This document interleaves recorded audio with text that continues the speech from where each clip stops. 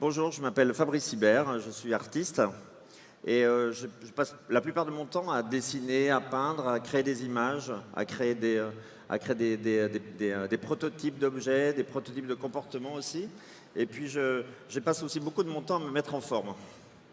Et il me semble qu'un artiste doit ouvrir des portes. C'est un éclaireur qui se met en péril, même son corps quelquefois, pour montrer d'autres nouveaux mondes. J'ai pris conscience de ses capacités très vite quand j'étais étudiant en mathématiques. Et pour expliquer des inventions, je racontais des histoires les plus inconcevables. Quand je faisais des mathématiques, j'ai vu alors d'autres œuvres d'artistes. Quand j'étais enfant, j'étais le musée des Sables d'Olonne ou le musée de Beaubourg, où j'ai vu des œuvres de Joseph Beuys avec le feutre, la peau en feutre du piano, ou les éponges de Yves Klein. Et toutes ces choses-là m'ont dit qu'il y avait quelque chose qui se passait là, qui était des univers que je ne connaissais pas, qu'on ne voyait pas dans les dictionnaires en tous les cas. Mais en plus, après, j'ai vu des œuvres immersives, comme le palais du facteur Cheval, le palais idéal du facteur Cheval, ou le cyclope de Tinguely, ou encore le jardin de Claude Monet à Giverny.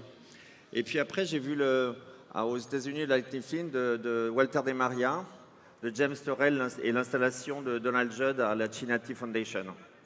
Toutes ces choses-là, c'était des super productions qui m'impressionnaient. Et je me disais, je vais pas en faire moins pour mon travail. Donc j'avais décidé d'imaginer de faire quelque chose d'impressionnant. Et très vite, j'ai voulu faire mon autoportrait. Et mon autoportrait, je voulais glisser des mains, je vais être impalpable comme un artiste, impalpable. Et donc j'ai imaginé faire le plus gros savon du monde, être le plus impalpable du monde. Donc j'ai demandé à faire le plus gros savon du monde. Je me suis approché d'une entreprise, j'avais 28 ans, 29 ans, et je me suis dit, peut-être que l'entreprise va pouvoir m'aider à produire quelque chose. Et donc cette entreprise de savon de Marseille m'a offert 22 tonnes de savon de Marseille qu'on a moulé dans une benne de camion. Et parce que c'était facile après de transformer le savon de ville en ville. Et pendant 4 ans, il a fait des supermarchés, des choses comme ça. On a montré des œuvres d'art dans des lieux assez inattendus. Mais tout d'un coup, ça m'a fait penser que les œuvres étaient des espaces de liberté, ou les entreprises étaient des espaces de liberté qu'on ne connaissait pas. Donc je me suis dit que c'était sans doute quelque chose, un univers à appréhender. Et donc l'année suivante, j'ai décidé de créer une entreprise qui s'appelait UR, Unlimited Responsibility. Parce que je pense que l'artiste n'est pas quelqu'un d'irresponsable, c'est quelqu'un de profondément responsable. Donc après ça, cette entreprise l'idée c'était de produire des œuvres avec des artistes, mais avec des entreprises qui étaient partenaires. Quelquefois, souvent des collectionneurs étaient chefs d'entreprise, donc c'était pas évident de faire passer un collectionneur en producteur. Voilà, mais ça se fait. Et puis petit à petit, cette entreprise s'est développée, tout ça, et on a créé ce lien entre les artistes. Mais après, il y avait aussi cette idée que les entreprises devaient aussi devenir des créatrices, des créatistes, parce que les entrepreneurs sont souvent des artistes aussi. Et puis parallèlement, en mon enfance, moi, en Vendée, j'étais dans un endroit où il y avait beaucoup d'agriculture industrielle qui commençait à poindre.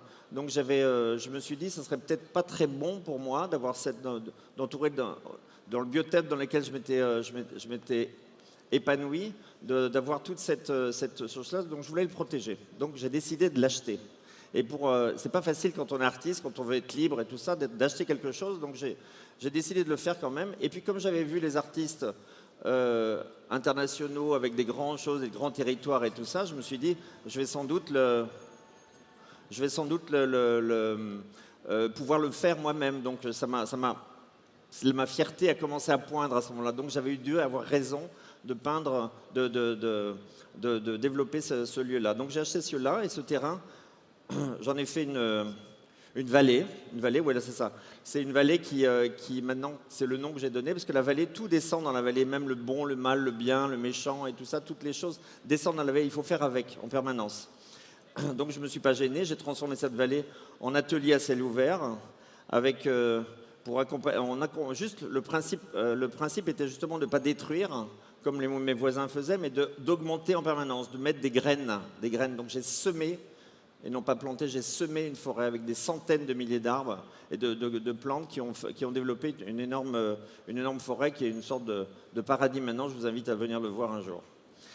Et donc toute toute cette forêt, c'est aussi un endroit où il y a beaucoup de choses qui se passent, comme dans mes tableaux. Mes tableaux, c'est des endroits où il y a beaucoup, je fais des démonstrations comme à l'école, quand vous avez toutes ces tableaux où vous avez des démonstrations, eh ben, mes tableaux sont ça. Et j'ai voulu que la vallée soit la même chose. Quand on promène dans la vallée, on apprend beaucoup de choses. En 1997, l'année où j'ai commencé à semer cette forêt, j'avais transformé le pavillon français de la Biennale de Venise en studio de production de télévision. Parce que j'étais intéressé à la diffusion, l'idée que le lieu de diffusion habituel d'un lieu d'exposition devenait un lieu de production, ça m'intéressait, donc j'ai fait une production. Et donc j'ai fait à ce moment-là un lieu où il y avait une sorte de reality show avant l'heure, où il y avait 500 invités, 800 heures de programme, on a fait énormément de choses, beaucoup d'expérimentation, et même on a créé aussi des petits téléachats avec tous les prototypes que je créais dans mes tableaux, et on les présentait dans le public. Et donc cette chose-là m'a permis de développer en plus ces prototypes. Alors ces prototypes, j'ai décidé de les mettre en place dans la vallée. La vallée qui est un endroit qui est complètement magnétique, où il y a beaucoup de choses qui arrivent. Maintenant, il y a même l'église d'à côté qui me propose de refaire entièrement l'église, où ça va faire un lieu gigantesque où on va écouter des voix du monde entier. Un autre endroit dans le village à 6 km où il y a des halles avec 174 vitraux qu'on est en train de refaire. Donc toute cette vallée devient un endroit extrêmement proliférant d'œuvres et tout ça. J'ai une collection de 10 000 œuvres qui va être mise en place. Et tout ce lieu est ouvert au public, ouvert aux écoles, parce que je pense qu'on est dans un pays de créateurs et il faut donner confiance aux jeunes pour leur créativité et développer pour chacun un projet d'avenir. Voilà. Merci beaucoup.